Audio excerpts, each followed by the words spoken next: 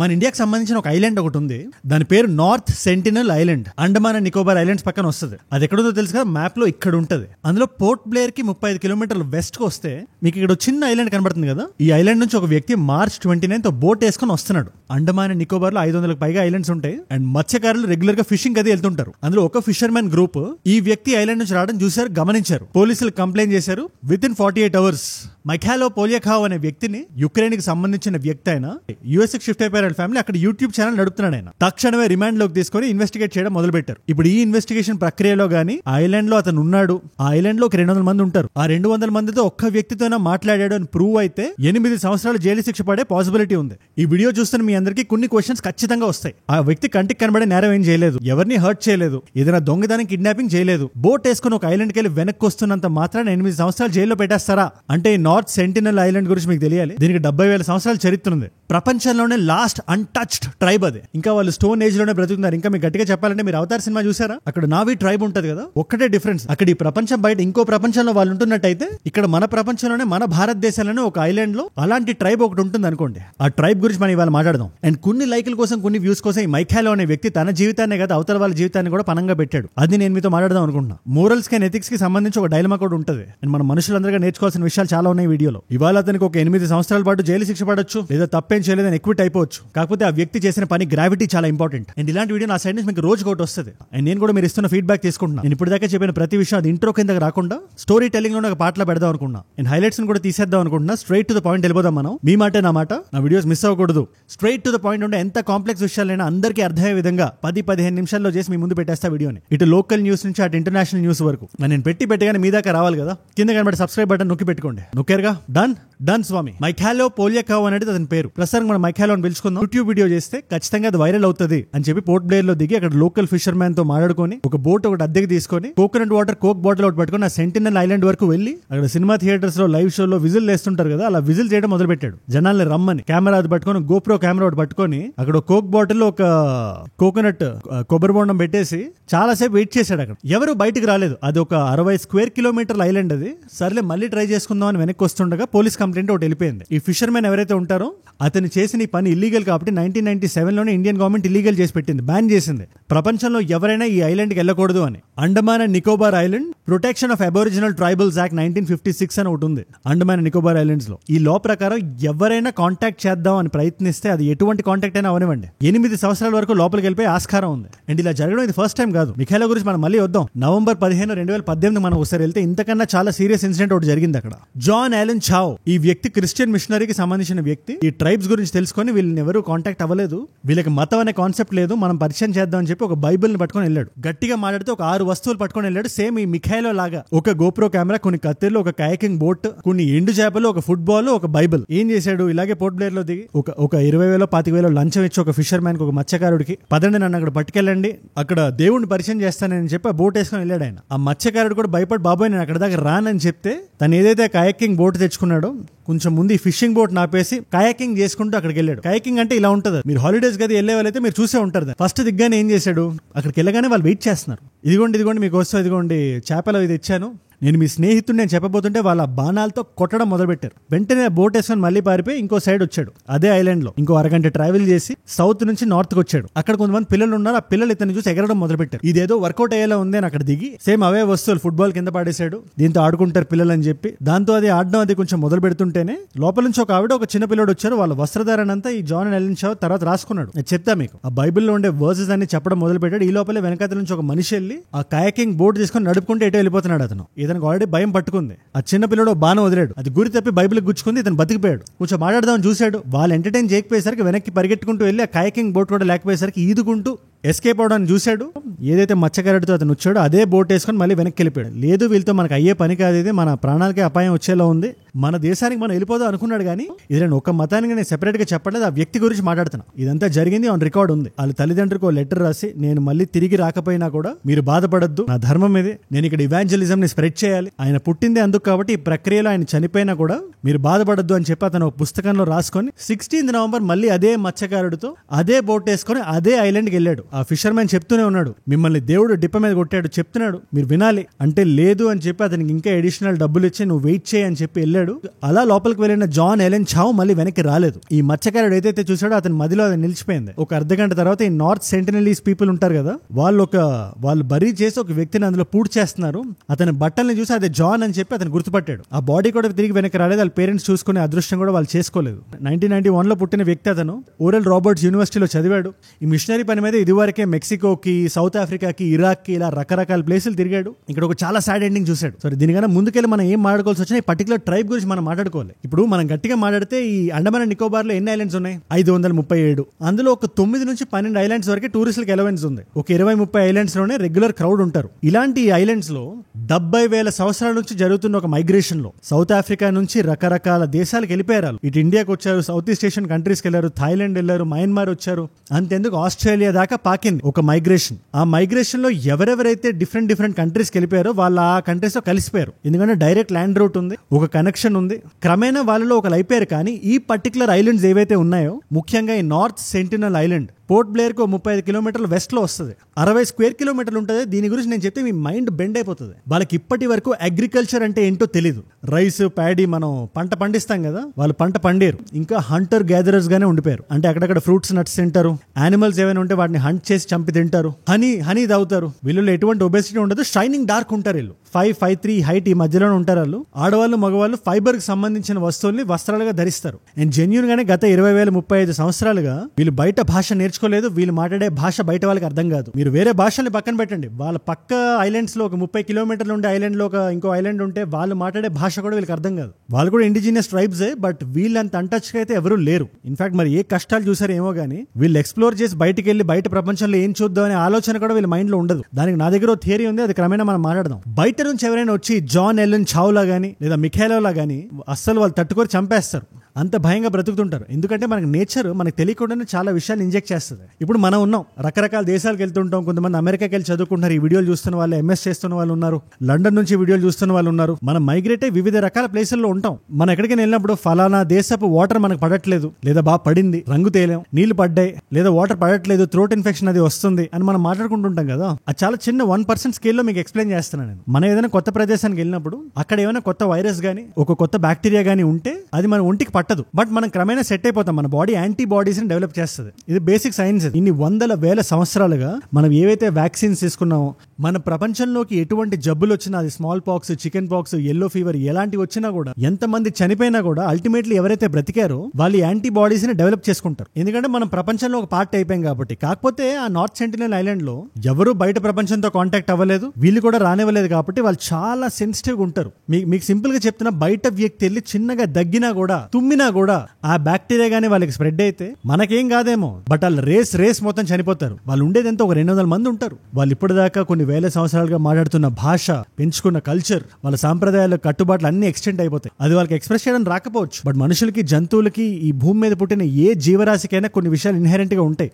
Self preservation అంటారు. ఆ క్రమంలోనే వాళ్ళు బయట వాళ్ళని కూడా రానివ్వరు. వాళ్ళు ఏం చూసారో బయట నుంచి మనకు తెలియదు కానీ, అండ్ ఈ కాంటాక్ట్ అనేది ఇవాళ నుంచి జరగట్లేదు, కొన్ని వేల సంవత్సరాలుగా జరుగుతుంది. అండ్ ఇంకా గట్టిగా మాడాల్సి వస్తే 500 CE ఈ ఎక్స్ప్లోరర్స్ అవి ఉంటారు కదా, పెద్ద షిప్లు వేసుకుని వెళ్తుంటారు. వాళ్ళు రాసిన గ్రంథాల్లో మనకు కనబడుతుంటది ఈ నార్త్ సెంటినలీస్ పీపుల్ గురించి. క్యానిబల్స్ అని రాసేవాళ్ళు, మనుషులు చంపుకొని తినేవాళ్ళు ఈ అండమాన్ అండ్ నికోబార్ ఐలాండ్స్ లో ఎవరైతే ఉంటున్నారో అని చెప్పి. అంతెందుకు రాజరాజ చోళ టైంలో కూడా 900 CE ఇత్సింగ్ అనే ఒక చైనీస్ వ్యక్తి, వీళ్ళు చాలా డేంజరస్ పీపుల్, వీళ్ళు మనుషుల్ని చంపి వాళ్ళ మాంసాన్ని తింటారు, ఇట్ సైడ్ వచ్చేటప్పుడు జాగ్రత్తగా ఉండండి అని రాసుకున్నారు ఆయన. బట్ మనకి రియల్ వరల్డ్ ఎక్స్పీరియన్స్ ఒక వ్యక్తి చెప్పింది లేదా డాక్యుమెంట్ అయింది మాత్రం 1700s 1771 అనుకుంటా. అప్పట్లో ఈస్ట్ ఇండియా కంపెనీ ఏరియా అంతా తెగ తిరిగేది ఇండియాతో అది బిజినెస్ అది చేయడానికి, లేదా ఇండియా నుంచి ఉండే వస్తువులు లాగేసుకోవడానికి. అప్పుడు ఈ జాన్ రిచీ అనే వ్యక్తి ఈస్ట్ ఇండియా కంపెనీకి సంబంధించిన ఒక ట్రేడర్ ఈ ఐలాండ్ గుండా వెళ్తూ అక్కడ మంచి బ్రైట్ లైట్స్ వెలుగుతున్నాయి, ఇక్కడ జనాలు ఉన్నారు అని నోట్ చేసి రిపోర్ట్ చేశాడు. కాకపోతే అప్పుడు ఎవరు కాంటాక్ట్ చేయలేదు, అక్కడ దిగుదు అనే ప్రయత్నం కూడా చేయలేదు. ఆ భయం ఉంది ఆ టైం. నినేవా అనే ఒక ఇండియన్ మర్చెంట్ షిప్ దాదాపు 100 సంవత్సరాల తర్వాత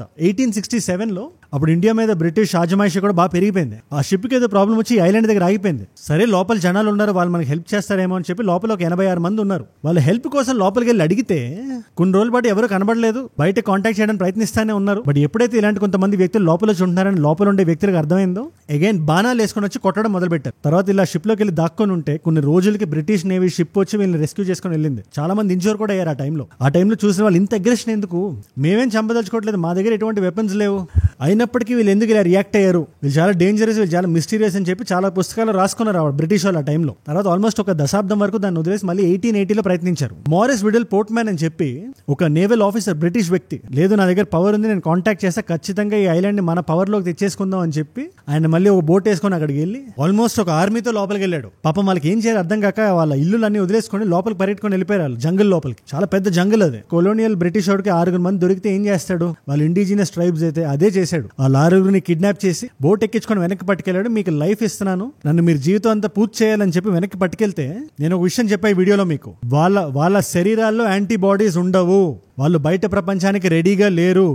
వెళ్ళగానే ఎల్డర్లీ కపుల్, 6 మందిలో ఒక ఎల్డర్లీ కపుల్ ఉన్నారు, ఒక 4 పిల్లలు ఉన్నారు, వాళ్ళ పిల్లలు అయి ఉంటారు పాపం. వెళ్ళగానే ఆ తల్లిదండ్రులు చనిపోయారు, తట్టుకోలేక బయట పరిస్థితుల్ని, ఆ గాలిని, ఆ భోజనాన్ని తట్టుకోలేక. ఈయనకు భయం వేసి పిల్లల మీద అప్పుడైనా కొంచెం జాలి కలిగి వెనక్కి తిరిగి వదిలేశాడు. బట్ ఆయనకు తెలియని విషయం ఏంటంటే ఇన్హెరెంట్లీ స్టూపిడ్ కదా. ఇప్పుడు ఈ పిల్లలు ఈ బయట ప్రపంచం నుంచి ఎటువంటి బ్యాక్టీరియా పట్టుకొని మళ్ళీ లోపలికి తీసుకెళ్లినా లోపల ఎంత మంది చనిపోయారు అనేది మనకి రికార్డ్స్ లో కూడా లేదు. అట్లుంటది మరి బ్రిటిషర్స్ అంటే, వాళ్ళన్నా వాళ్ళ విధానాలన్నా. ఇది జరిగిన ఆల్మోస్ట్ ఒక 100 సంవత్సరాల దాకా ఎవరు పట్టించుకోలేదు. మళ్ళీ ఈ లోపల మనకి స్వాతంత్రం వచ్చింది, మన గవర్నమెంట్స్ మనం ఫామ్ చేసుకున్నాం, మనది ఒక ఇండిపెండెంట్ రిపబ్లిక్ కంట్రీ అయింది. ఇలా జరిగిన కొన్ని సంవత్సరాల తర్వాత 1967లో టిఎన్ పండిట్, ఈ పేరు చాలా జాగ్రత్తగా గుర్తుపెట్టుకోండి, త్రిలోక్నాథ్ పండిత్ తర్వాత జరిగిన చాలా ఎక్స్పెడిషన్స్ కి ఆయన ముఖ్య పాత్ర పోషిస్తాడు. ఆయన ఒక ఆంథ్రోపాలజిస్ట్, ఆయన పనే అది. ఇండియన్ గవర్నమెంట్ కూడా చాలా క్యూరియస్ అయ్యి మన జ్యూరిస్డిక్షన్ లో ఉండే ఒక ఐలాండ్ తో మనం కాంటాక్ట్ చేయకపోవడం ఏంటి, ఆంథ్రోపాలజికల్ సర్వే ఆఫ్ ఇండియా ద్వారా అతన్ని పంపించారు లోపలికి, ఇదే ఐలాండ్ లోకి వెళ్ళి అతను చూసుకొని వస్తాడని చెప్పి. ఆర్మ్డ్ పోలీసు నేవీతో లోపలికి వెళ్ళినప్పటికీ అక్కడ ఎవరు లేరు. లోపల వీళ్ళు కొన్ని గిఫ్ట్లు తీసుకొని అక్కడికి వెళ్ళారు. ఏంటవి, కొన్ని కోకోనట్స్, ఒక పంది పిల్ల. అవును, పంది పిల్లని పట్టుకెళ్లారు ఫర్ సమ్ రీజన్, అంటే అది గుడ్ సోర్స్ ఆఫ్ ప్రోటీన్ అని చాలా మంది నమ్ముతారు, లేదా కొత్త యానిమల్ ఇస్తే వాళ్ళు ఎలా చూసుకుంటారు అని. కొన్ని బట్టలు, టాయ్స్ అన్ని అక్కడ తీసుకెళ్లి పెట్టి మళ్ళీ వెనక్కి వచ్చి క్లీన్ గా అబ్జర్వ్ చేస్తారు, బైనోక్యులర్స్ అన్ని పట్టుకొని చూస్తున్నారు ఏం జరుగుతుందా అని. వాళ్ళందరూ బయటకు వచ్చి అక్కడ ఉండే ఆ పందిని చంపేసి ఏవేవైతే బొమ్మలు తెచ్చారో ఆ బొమ్మల్ని కూడా బాణాలతో కొట్టి అన్నిటిని పూడ్ చేసి బట్టల్ని పాడేసి వీళ్ళ మీద బాణాలు వేయడం మొదలు పెట్టే లోపలే వీళ్ళు వెనక్కి వచ్చేసారు. మళ్ళీ ఇదే టిఎన్ పండిట్ 1970లో ట్రై చేశాడు. ఆ టైంలో ఆ షోర్ లో జనాలు ఎవరు లేరు, అక్కడ స్టోన్ టాబ్లెట్ అది పెట్టి మళ్ళీ వెనక్కి వచ్చేసారు. వాళ్ళు చూడలేదు, చూసుంటే ఏం డ్యామేజ్ జరిగిందో మనకు తెలియదు. ఇలా చిన్న ప్రయత్నాలు ఎన్ని చేసినా కూడా వీళ్ళు చేసే ప్రతి ప్రయత్నానికి వాళ్ళ రియాక్షన్ ఒకటే, మమ్మల్ని టచ్ చేయదు, మమ్మల్ని వదిలేయండి, వెళ్ళిపోండి ఇక్కడ నుంచి అని. 1974లో ఒక ఫిల్మ్ క్రూ కూడా వెళ్ళింది, ఒక డాక్యుమెంటరీ తీద్దాం ఇండియన్ ఫిల్మ్స్ డివిజన్ అని చెప్పి. మళ్ళీ ఇలాగే బొమ్మలు, కోకోనట్స్ అవన్నీ పెడితే ఈసారి బాణాలు వేసి కొట్టారు. ఆ సినిమా డైరెక్టర్ ప్రేమ్ అతని పేరు, అతని తొడ లోపలికి వెళ్ళి గుచ్చింది కూడా ఒక బాణం. డాక్యుమెంటరీ టైటిల్ కూడా చాలా వైవిధ్యభరితంగా పెట్టారు, man in the search of man అని. ఇవన్నీ అనుకుని వెళ్తే 1981లో అనుకోకుండా వెళ్ళారు. ఎంవి ప్రైమోస్ అనే ఒక షిప్, అది కార్గో షిప్. మీకు సప్లై చైన్స్ ఇవన్నీ మీకు అర్థమవుతుంటాయి కదా, మన వీడియోస్ చూసినా మీకు అర్థమైపోతుంటది. ఈ టారిఫ్స్ గురించి అది ఎక్స్ప్లెయిన్ చేస్తున్నప్పుడు ఈ కార్గో షిప్స్ వెళ్ళడం, ఈ గ్లోబలైజేషన్ గురించి అది చెప్పే ఉంటాం. అలాంటి ఒక కార్గో షిప్ బంగ్లాదేశ్ నుంచి ఆస్ట్రేలియా వెళ్తుండగా మధ్యలో అక్కడ ఆగింది. ఎందుకు, రఫ్ సీస్ వల్ల అక్కడ వచ్చి ఆగిపోయింది, కదలట్లేదు ఆ పర్టికులర్ ప్రైమోస్ అనే షిప్. అప్పుడు ఇమీడియట్ డిస్ట్రెస్ కాల్స్ అవి పంపించి, థ్యాంక్ఫుల్లీ లోపల ప్యాసింజర్స్ లేదు, అది కార్గో షిప్ అది. బట్ ఎవరైతే క్రూ లోపల ఉన్నారో వాళ్ళు డిస్ట్రెస్ కాల్ పంపిస్తే ఓఎన్జీసీ అని ఉంటుంది, Indian oil and natural gas corporation అని, వాళ్ళు ఒక హెలికాప్టర్ ని పంపించి వీళ్ళని ఎవాక్యుయేట్ చేశారు. బట్ వాళ్ళు చూసింది ఏంటంటే, ఈ 5-6 రోజులు ఎక్కడైతే వాళ్ళ కార్గో షిప్ లో ఉన్నారో ఈ నార్త్ సెంటినలీస్ పీపుల్ వచ్చి బౌజ్ అండ్ ఆరోస్ పట్టుకొని బాణాలు అవి కొడదామని చూస్తున్నారు. అదృష్టవశాత్తు వాళ్ళ షిప్ బయటికి దిగలేదు, వాళ్ళ ప్రాణాలకు ఎటువంటి హాని రాలేదు. కాకపోతే ఇక్కడ చాలా ఇంట్రెస్టింగ్ విషయం జరిగింది. ఆ షిప్ ఏంటి, ఇట్స్ మేడప్ ఆఫ్ ఐరన్. మొదటిసారి వాళ్ళ లైఫ్ లో వాళ్ళు ఇనుము అంటే ఎలా ఉంటుందని చూశారు. అప్పటి నుంచి వాళ్ళు కొట్టిన ప్రతి బాణానికి ఇనుము ఉంది. వాళ్ళ షిప్ నుంచి ఇనుముని తీసుకొని వాళ్ళు రకరకాల ఐటమ్స్ అవి చేసుకోవడం మొదలు పెట్టారు. ఈ ప్రైమోస్ అనే షిప్ ని ఇప్పుడు కూడా గూగుల్ మ్యాప్ లో మనం జూమ్ చేస్తే కనబడుతుంటది, ఇంకా అక్కడే ఉంది 40-44 సంవత్సరాల నుంచి. ఇప్పుడు ఇవన్నీ ఒక ఎత్తు అయితే 1991లో జరిగింది ఒక ఎత్తు. ఫస్ట్ టైం ఇప్పుడు దాకా మగవాళ్ళు లోపలికి వెళ్ళారు, మగవాళ్ళు ఇంటరాక్ట్ అవ్వడానికి చూశారు, కానీ ఫస్ట్ టైం ఒక లేడీ లోపలికి వెళ్ళింది. ఇదే టిఎన్ పండిట్ అనే వ్యక్తి ఒక అమ్మాయిని తీసుకొని 1991లో కొన్ని బోట్లు వేసుకొని ఆ ఐలాండ్కి వెళ్ళారు. డాక్టర్ మధుమాల చట్టోపాధ్యాయ ఆవిడ పేరు. Something very different happened. ఆవిడ ఆడపిల్ల అవడం వల్ల, వీళ్ళు ఫస్ట్ టైం బయట ఆడపిల్లని చూడడం వల్ల ఈసారి బాణాలు గట్రా బయటికి తీయలేదు, సరదాగా వచ్చి మాట్లాడడం మొదలు పెట్టారు. ఎవరు, ఈ నార్త్ సెంటినలీస్ పీపుల్. ఈ ట్రైబ్ వచ్చి ఆ కొబ్బరికాయలు అవి తీసుకొని ఎంజాయ్ చేస్తూ, మాట్లాడుతూ, సరదాగా రిలాక్స్ అవుతూ, వీళ్ళతో ఇంటరాక్ట్ అవుతూ, నవ్వుతూ రియాక్ట్ అయ్యేది మనకి చరిత్రలోనే ఫస్ట్ టైం. 13 మంది వెళ్ళారు అనుకోండి, బట్ అందులో ఈవిడ కూడా ఒకళ్ళు ఉన్నారు. సో ఈవిడ ఆడపిల్ల అవడం వల్ల ఇలా రియాక్ట్ అయ్యారా, వీళ్ళు మళ్ళీ వెనక్కి వచ్చి మళ్ళీ వెళ్తే మళ్ళీ కూడా సరదాగా ఉన్నారు. ఇంకొన్ని కోకోనట్స్ పట్టుకెళ్లారు, పిల్లలు పిల్లలు అది ఎంజాయ్ చేశారు, నవ్వారు, ఆహ్లాదకరంగా టైం స్పెండ్ చేశారు. That is the last ever time. ఈ 1991 మీటింగ్ ఏదైతే ఉందో దాని తర్వాత ఎన్ని అటెంప్ట్స్ చేసినా, ఎన్నిసార్లు సరదాగా మాట్లాడదామని చూసినా ఇండియన్ గవర్నమెంట్ నుంచి కానీ లేకపోతే బయట ఆంథ్రోపాలజికల్ సర్వే ఆఫ్ ఇండియా నుంచి కానీ ఎవరు వెళ్ళినా చాలా గట్టిగా స్పందించారు, మళ్ళీ బాణాలు తీశారు. దీనికి నా దగ్గర థియరీ ఉంది. ఖచ్చితంగా 1991 లో ఏదో జరిగి ఉండాలి, ఏదో జబ్బు పట్టుకొని ఉండాలి, దానివల్ల చాలా వరకు పాపులేషన్ ప్రాణాలు వదిలి ఉండాలి. వాళ్ళు ఉండే నంబర్స్ మీద కూడా రకరకాల నంబర్స్ వెళ్తుంటాయి. 50 మంది అంటారు, 500 మంది అంటారు, 200 మంది అంటారు. ఎంతమంది ఉన్నా అందులో 100 మంది చనిపోయినా చాలా సిగ్నిఫికెంట్ పాపులేషన్ చనిపోయినట్టే. అప్పుడు వాళ్ళు లోపల ఇంకా గట్టిగా బలంగా ఫిక్స్ అయిపోయి ఉంటారు. అండ్ వాళ్ళు జనరేషన్స్ కి చెప్పి చెప్పి పెంచుతుంటారు, లేదు నాన్న బయట ప్రపంచం అంటే మన ప్రాణాలు వెళ్ళిపోతాయి, మన దగ్గర ఆ శక్తి లేదు అంటే. వాళ్ళు ఇంతే విడమర్చి చెప్పలేకపోవచ్చు కానీ ఇన్హెరెంట్ గా ప్రతి వాళ్ళకి తెలుస్తుంది. తర్వాత చాలా ప్రయత్నాలు జరిగాయి. 2018లో జాన్ చావ్ గురించి మనం మాట్లాడుకున్నాం. తర్వాత మార్చ్ 2025 మొన్న ఈ యుక్రెయిన్ కి సంబంధించిన American YouTuber again likes views అని చెప్పి ప్రాణాలని పణంగా పెట్టి, ఎవరి ప్రాణాలని, మీ ప్రాణాలనే కాదు వాళ్ళ ప్రాణాలని కూడా మీరు ఆ కోక్ బాటిల్ వదిలేసి వచ్చారు. ఇవాళ ఇన్వెస్టిగేషన్ లో ఏం తేలుతుందో, మీకు ఎంత పెద్ద శిక్ష పడుతుందో నాకు తెలియదు. బట్ ఆ కోక్ వల్ల ఎన్ని ప్రాణాలు పోతాయి తెలుసా? The fact. బయట వాళ్ళకి ఎందుకు కోక్ ఏం చేస్తుంది అనుకోవచ్చు, చిన్న మాలిక్యూల్, ఇంత మాలిక్యూల్ చాలా వాళ్ళ రేస్ మొత్తం లేపేయడానికి. అందుకే యాజ్ పీపుల్ మనకు చాలా ఎంపథెటిక్ గా ఉండాలి. ప్రతి ట్రైబ్ కి, ముఖ్యంగా ఇండిజినస్ ట్రైబ్స్, వాళ్ళు చాలా అమాయకులు. వాళ్ళకి ఏం చేయాలో తెలియక బాణాలతో కొడుతున్నారు. వాళ్ళకి జనాలు వస్తుంటే జనాలు కనబడరు, వాళ్ళకి చావు కనబడుతుంటుంది. కథలుగా వాళ్ళు చెప్పుకొని బ్రతుకుతున్నా, వాళ్ళు మాట్లాడుతున్న భాష కూడా బయట వాళ్ళకి అర్థం కాకుండా. ఇన్ఫాక్ట్ టిఎన్ పండిట్ గారే ఒక పక్క ఐలాండ్ నుంచి ఒక ఇండిజినస్ ట్రైబ్ ని పట్టుకెళ్ళినా కూడా వాళ్ళకి ఇంకా ఎక్కువ కోపం వచ్చింది. ఇతని మాట వాళ్ళకి అర్థం కాలేదు, వాళ్ళ మాట ఇతనికి అర్థం కాలేదు. సో ఇంత చరిత్ర మనకు ఉన్నప్పుడు మనం వాళ్ళని కాపాడుకోవాలి. మనకి అవతార్ సినిమా చూసాం మనం, చాలా మంచి కథ అది. ఈ ఎక్స్ప్లాయిటేషన్ ఎలా నడుస్తుంది అనే పాయింట్ మీద నడుస్తుంటది ఆ కథ అంతా. హ్యూమన్ గ్రీడ్ మీద ఉంటది. అది బయట ప్రపంచంలోనే కాదు, మన దేశంలో మనకు ఒక ఐలాండ్ ఉంది, ఎటువంటి కాంటాక్ట్ లేకుండా. వాళ్ళ పట్ల మనం ఎంత బాధ్యతగా ఉంటున్నాం కూడా అంతే ఇంపార్టెంట్. ఇండియన్ గవర్నమెంట్ కూడా చాలా మంచి పని చేసింది. 1997లోనే 8లోనే అనుకుంటా ఇల్లీగల్ బ్యాన్ పెట్టింది, మీరు వెళ్ళకూడదు అని. మేము మిమ్మల్ని చూస్తాం, మీకు ఏమైనా సమస్య వస్తే మేము ఉన్నాం. ఇండియన్ ఈథోస్ అది. చిన్న ఈగ కూడా వాళ్ళని ఇవ్వకుండా చూస్తాం. ఎవడైనా వచ్చి ఇలా నాటకాలు ఆడితే గోపురాలు, ఫుట్బాల్ పట్టుకొచ్చి కఠినంగా శిక్షిస్తాం అనే ఈ స్టాండ్ ఏదైతే ఉందో ఖచ్చితంగా అదే వాళ్ళ ప్రాణాలను కాపాడుతుంది. ఇదే వేరే దేశాల్లో ఉంటే వాళ్ళు ఏం చేస్తుంటారనే ఊహ కూడా చాలా భయంకరంగా ఉంది. ఈ నేల కొన్ని వాల్యూస్ మీద ఉంది కాబట్టి ఇవాళ వాళ్ళు ఐసోలేటెడ్ గా బ్రతకగలుగుతున్నారు. వాళ్ళ ప్రాణాలు కూడా మన ప్రాణాలే, వాళ్ళు కూడా మన సిటిజన్సే. మనతో కాంటాక్ట్ లో లేకపోయి ఉండొచ్చు, బట్ మన కళ్ళు ఎప్పుడు వాళ్ళ మీద ఉంటాయి. ఈ ఎంటైర్ సిచ్యువేషన్ మీద, మిఖేలో అనే వ్యక్తి మీద, జాన్ చావ్ చేసిన పని మీద, ఇప్పటిదాకా జరిగిన కాంటాక్ట్స్ మీద మీ అభిప్రాయం ఏంటి? నేను మొత్తం చెప్పే ప్రయత్నం చేశాను నేను అందరికీ అర్థమయ్యే భాషలో. Whatever you feel, let me know down in the comments. And ఇవాళ interesting multiple choice question, Itsing అనే చైనీస్ వ్యక్తి గురించి మనం మాట్లాడుకున్నాం కదా. అతను ఎగ్జాక్ట్ గా ఏ సెంచరీలో క్యానిబలిజం గురించి మాట్లాడాడు, ముఖ్యంగా ఈ అండమాన్ నికోబార్ ఐలాండ్స్ కి సంబంధించి? Option A 6th century CE, option B 8th century, option C 9th century, option D 12th century. మీకు ఆన్సర్ తెలిస్తే ఖచ్చితంగా కింద కామెంట్స్ లో రాయండి, నేను నా ఇన్స్టాగ్రామ్ లో పెట్టేస్తాను. అండ్ మీరు ఈ పాయింట్ వరకు వచ్చారు కాబట్టి కాంప్లిమెంటరీ వీడియోని సజెస్ట్ చేస్తున్నాను. ఈ వీడియోని చూడండి. మీరు మన నాగర్ కర్నూల్లో ఒక ఆడపిల్ల మీద జరిగిన అఘాయిత్యాన్ని సొల్యూషన్ బేస్డ్ గా డిస్కస్ చేసి ఒక వీడియో చేశా. దాని గురించి ఏం తెలుసుకోవాలనుకున్నా, మొత్తం క్లారిటీ రావాలనుకుంటే ఆ వీడియో ఇక్కడ చూడండి. ఈ వీడియోస్ చాలా ఇంపార్టెంట్. ముఖ్యంగా ఓట్లు అడగడానికి రాజకీయ నాయకులు వచ్చి మన ఇంటి తలుపు కొట్టేటప్పుడు ఇలాంటి విషయాలు మనం గుర్తు చేసుకుంటేనే పాలసీ బేస్డ్ రిక్వైర్మెంట్స్ మనకు ఉంటాయి. ఇది జరిగిందని తెలిస్తేనే కదా ఇది జరగకూడదని మనం అడగలుగుతాం. సో దాని ఐ కార్డ్ ఇక్కడ పెట్టాను. ఒకవేళ మీకు ఐ కార్డ్ రాకపోయినా కూడా జస్ట్ దీని ముందు వీడియోనే మీరు టక్ అని కొట్టండి, ఒకసారి చూడండి ఆ వీడియోని. అండ్ ఇన్స్టాగ్రామ్ అంటే గుర్తొచ్చింది, అజయ్ ఫ్రమ్ ఏజుడ్ అని ఉంటుంది. అజయ్ ఫ్రమ్ ఏజుడ్ 1+ million ఫాలోవర్స్ ఉంటారు. You should be easily be able to find me. రెండు వచ్చేసేయండి, అక్కడ కూడా మాట్లాడదాం. అక్కడ ఇలాంటి వీడియోస్ ని రీల్స్ లా చూడొచ్చు, లేదా నా లైఫ్ లో నా చుట్టూ ఏం జరుగుతుందో కూడా యూ కెన్ హ్యాపీగా చూడొచ్చు. Come let's connect there. And మన కమ్యూనిటీ ఏదైతే ఉందో, మన ఆడియన్స్ ఎవరైతే ఉన్నారో, మీరు చెప్తున్న ప్రతి మాటని నేను వింటున్నాను. అండ్ ఏదైతే నేను వీడియో ఇంట్రో పార్ట్లో మాట్లాడతాను అది మీరు వీడియో మొత్తం అర్థం చేసుకోవడానికి ఒక సారథిలా పనిచేస్తుంది. హ్యావింగ్ సెడ్ దట్, హైలైట్స్ మీకు ఏమాత్రం కన్ఫ్యూజ్ చేసినా ఆ హైలైట్స్ నేను తీసేస్తాను, నేను ఉంచను. ఇది మీ మాట. బట్ వీడియో బిగినింగ్ నుంచి చూస్తే మాత్రమే ఫుల్ సారాంశం మీరు తీసుకుంటారు. అండ్ ఈ పాయింట్ దాకా మీరు వస్తున్నారంటే ఆ అటెన్షన్ ఏదైతే ఇస్తున్నారో కమెండబుల్ జాబ్ అది. మొత్తం ఏదైనా విషయాన్ని మొత్తం తెలుసుకుందాం అనుకునే మీ ఆలోచన ఏదైతే ఉందో అదే నా ప్రేరణ. ఎవ్రీ సెకండ్ ఇంపార్టెంట్ గా ఉండాలి నేను మాట్లాడే వీడియోస్ లో అని చెప్పి నిరంతరం ప్రయత్నిస్తుంటా. You are my inspiration for that. And కొత్తగా వచ్చి ఈ పాయింట్ దాకా వచ్చుంటే ఎలా వదిలేస్తారు చెప్పండి? కింద కనబడే సబ్స్క్రైబ్ బటన్ నొక్కి పెట్టుకోండి. నేను వీడియో ఇలా పెట్టగానే అలా మీ దాకా వచ్చేస్తుంది. రోజు 15 నిమిషాలు ఈ అన్నయ్యకి ఇవ్వండి చాలు. సబ్స్క్రైబ్ చేశారుగా, డన్ స్వామి. నేను మిమ్మల్ని అందరినీ రేపు కలుస్తా. మనందరం కలిసి పెరగాలి, కలిసి ఎదగాలి. Let us all grow together. Let us all rise together. Rise above apathy. Rise above arrogance. Rise above hate. ఏజుడ్ అంటే మనం. జై హింద్, జై భారత్, జై ఆంజనేయ. ఓం నమః శివాయ.